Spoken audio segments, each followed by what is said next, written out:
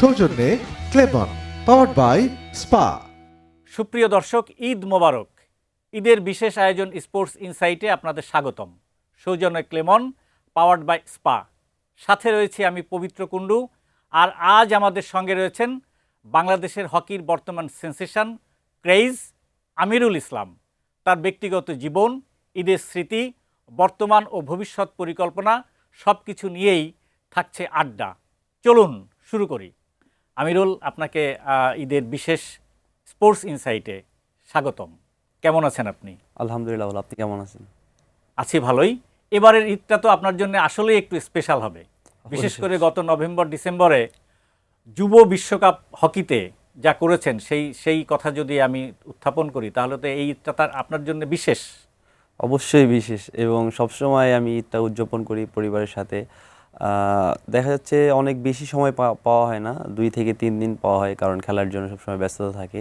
তো এইবারও ব্যস্ততা আছে, ইনশাল্লাহ এইবারও। না, আমি বলতে চাচ্ছি যে এইবারের আমিরুল ইসলাম এই বিশ্বকাপ, যুব বিশ্বকাপ হকির পরের আমিরুল ইসলাম আর যুব বিশ্বকাপ হকির আগের আমিরুল ইসলামের মধ্যে কিন্তু একটু ব্যবধান হয়ে গেছে, একটু পার্থক্য গড়ে উঠেছে। কারণ আপনি যুব বিশ্বকাপ হকিতে 18টি গোল করে 6 ম্যাচে 18টি গোল, এবং তার মধ্যে 5টি ছিল হ্যাটট্রিক। আপনি সর্বোচ্চ গোলদাতা হয়েছেন। আপনি কিন্তু একটা সেন্সেশন এবং বিশাল তারকা হয়ে গেছেন। সেজন্যই বলছি যে এইবারের ঈদটা অবশ্যই আপনার জন্য স্পেশাল হওয়ার কথা। অবশ্যই স্পেশাল, অবশ্যই হওয়ার কথা, কারণ এখন দায়িত্ব বেড়ে গেছে এবং ঈদটা অবশ্যই উদযাপন করব। ইয়াসিন, ইয়ামিন, 3 ভাই, জি জি, এরকম অনেক বড় বড় খেলোয়াড়ের জন্ম দিয়েছে কিন্তু ফরিদপুর, আর সেখান থেকেই আপনি উঠে এলেন। আপনার হকিতে আসা কিভাবে? আমার হকিতে আসা আমার আঙ্কেল নুরুল ইসলাম নুরু, তার মাধ্যমে। তো 2015 সালে আর কি, আমি যখন স্কুলে পড়াশোনা করি 6ষ্ঠ শ্রেণীতে ফরিদপুর উচ্চ বিদ্যালয়ে, তো তখন গ্রীষ্মকালীন যে ইন্টার স্কুল হকি টুর্নামেন্ট চলতেছিল। তো আমি ওইখানে আর কি তখন ট্রেনিং চলতেছিল স্কুলে। আমি তখন স্টুডেন্ট ছিলাম, পড়াশোনা সকালে কোচিং করতে যেতাম। তো দেখতাম যে বড় ভাইরা ওইখানে প্র্যাকটিস করতেছে, প্রিপারেশন নিচ্ছে ইন্টার স্কুল খেলার জন্য। তো তখন আমি নিজে থেকেই আর কি, যেহেতু নতুন একটা খেলা হকি, তো নিজে থেকে আর কি চেষ্টা করতে লাগলাম যে আসলে কিভাবে এটা বুঝতে শুরু করি যে কিভাবে হকি খেলে বা নতুন একটা জিনিস। তো তখন আস্তে আস্তে একটু টুকটাক করতাম। হ্যাঁ, মানে বাঁকানো লাঠি, জি জি জি, তারপরে হ্যাঁ, ছোট বল, এটা কিভাবে কি করছে, কি খেলছে নাকি? হ্যাঁ ওইটাই আর কি জানার চেষ্টা করছিলাম। তো তখন আঙ্কেল বলল যে তুমি হকি খেলবা নাকি।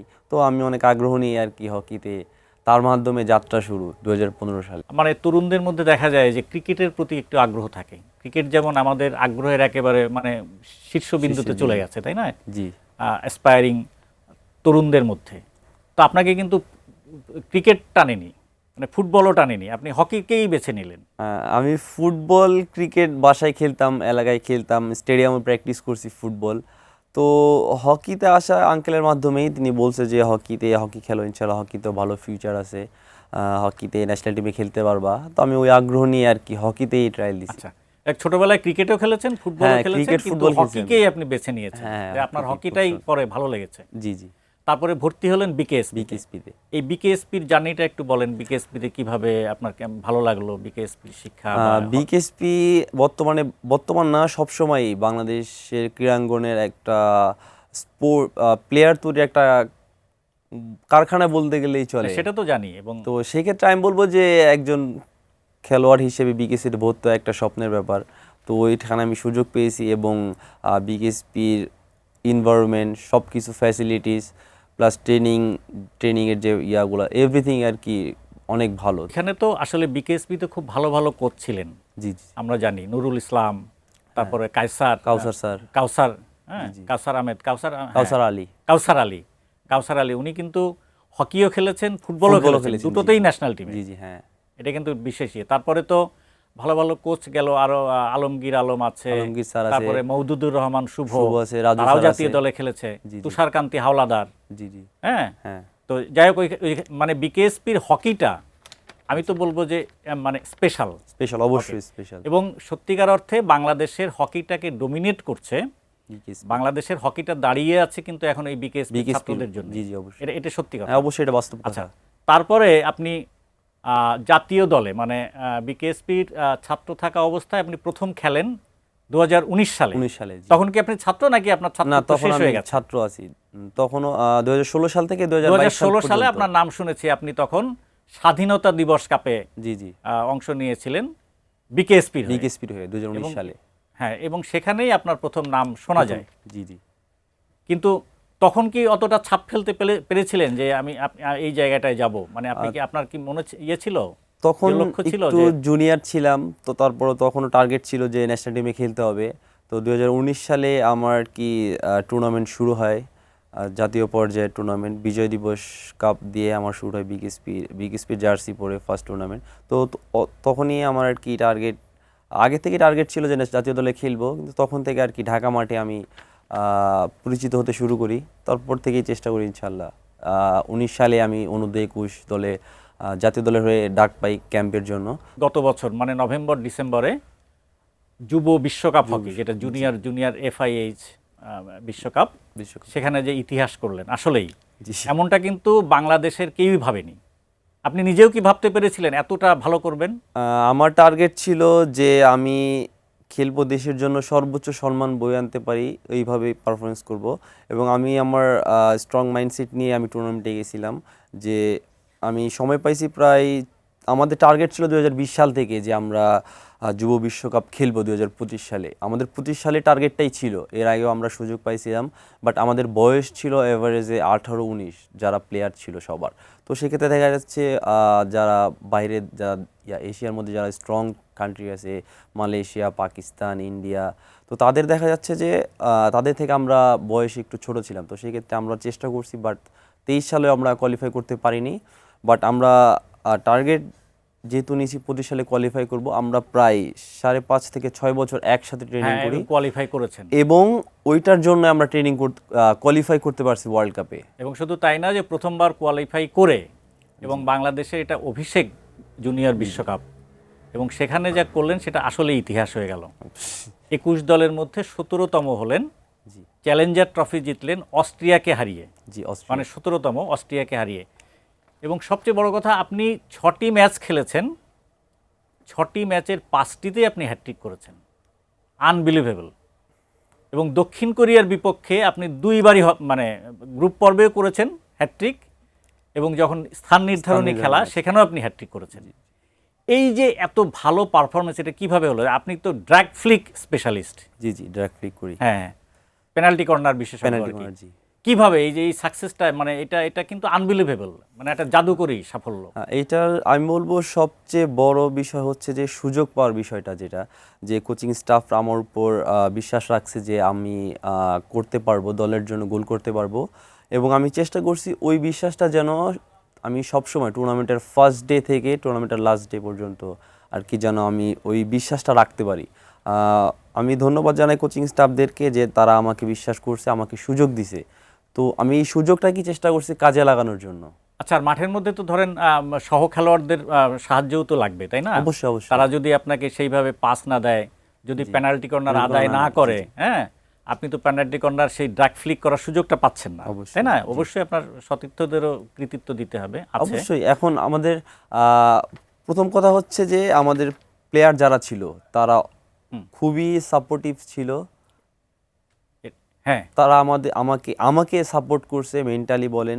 18টা গোল করলেন, এবং 21টা দেশের মধ্যে, মানে এত বড় বড় দেশের যারা হকির পাওয়ার, যেমন যদি ধরি যে অস্ট্রেলিয়া, জার্মানি, অস্ট্রেলিয়া, হ্যাঁ, এই সমস্ত দেশের কেউই কিন্তু সর্বোচ্চ গোলদাতা হতে পারেনি।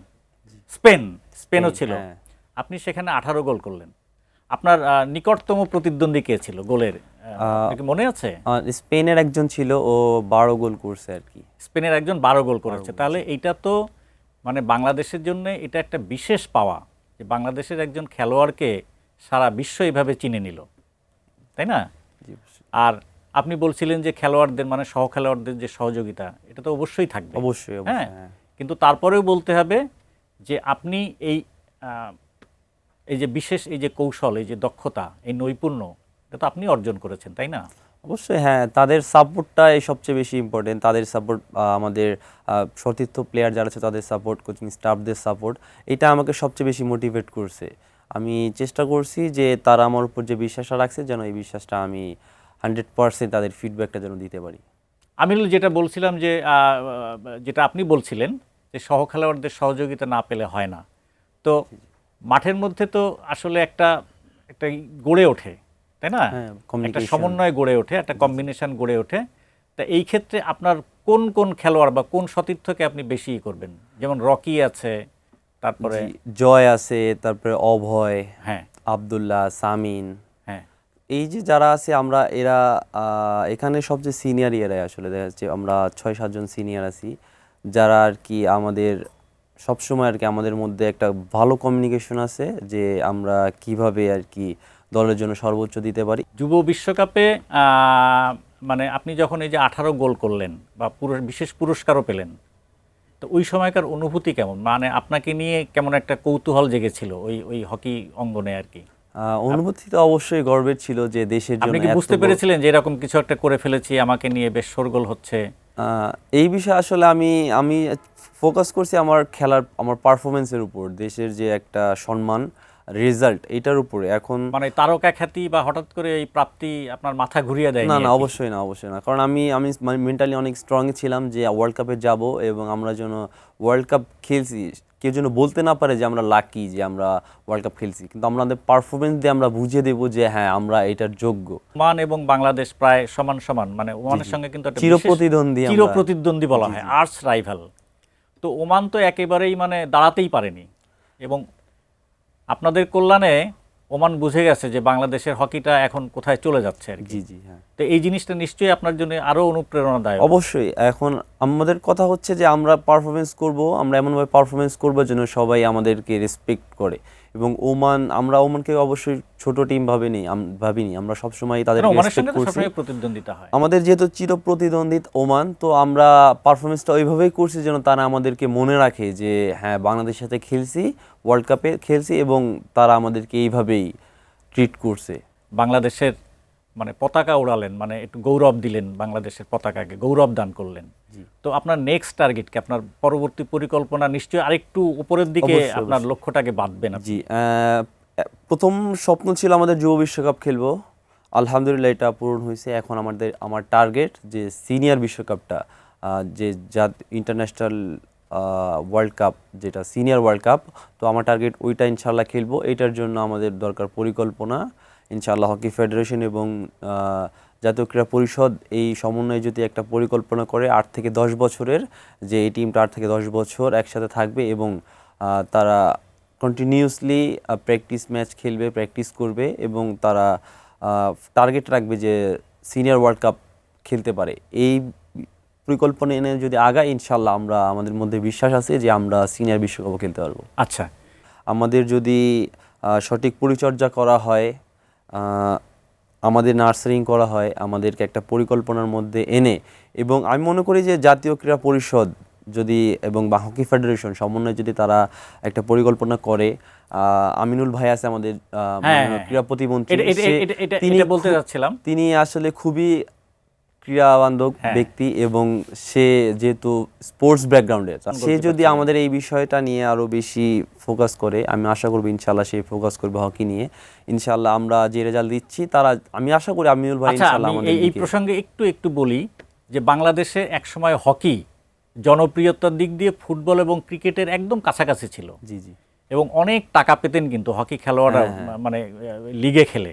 হ্যাঁ, তারপরে কিন্তু হকিটা আর সেই জায়গায় থাকতে পারলো না, বিশাল একটা স্টেডিয়াম পেল, হ্যাঁ, কিন্তু বাংলাদেশের হকিটা সেই প্রত্যাশা মতো এগোলো না। মানে এটা কোথায়, সমস্যাটা কোথায়, মানে কি, কেন আমরা পিছিয়ে পড়লাম?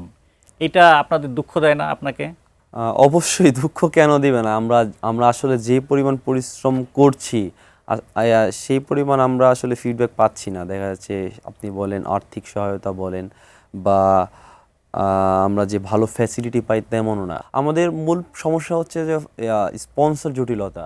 আসলে স্পন্সর জটিলতাটাকে যদি তারা হকি ফেডারেশন যদি আসলে প্রধান সমস্যা, এটা হলো ওই জনপ্রিয়তাকে কাজে লাগাতে পারলে, এই যে যুব বিশ্বকাপে যে আপনারা ভালো করে আসলেন, এটাকে তো পুঁজিও করতে হবে। ঈদ মানেই তো আনন্দ, তাই না?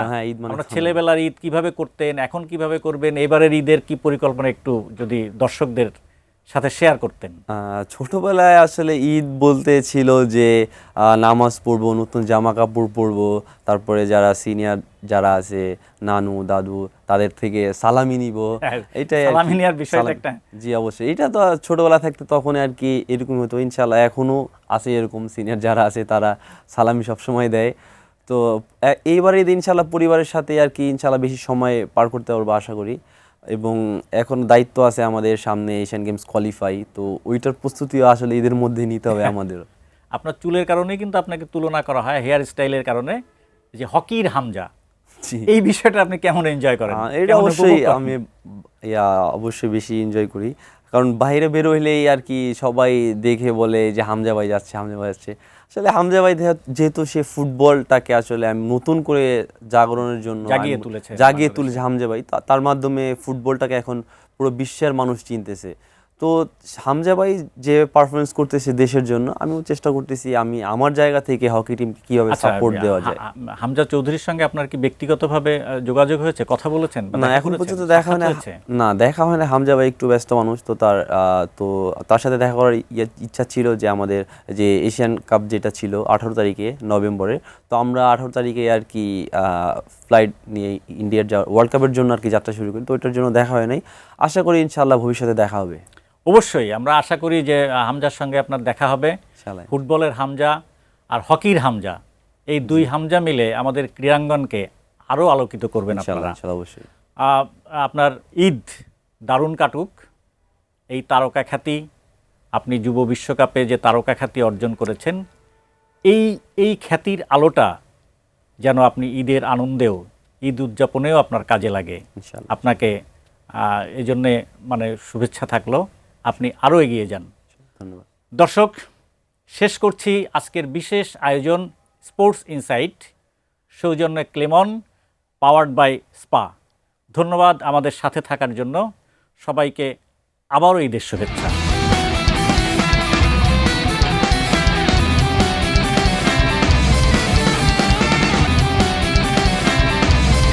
সৌজন্যে ক্লেমন, পাওয়ার্ড বাই স্পা।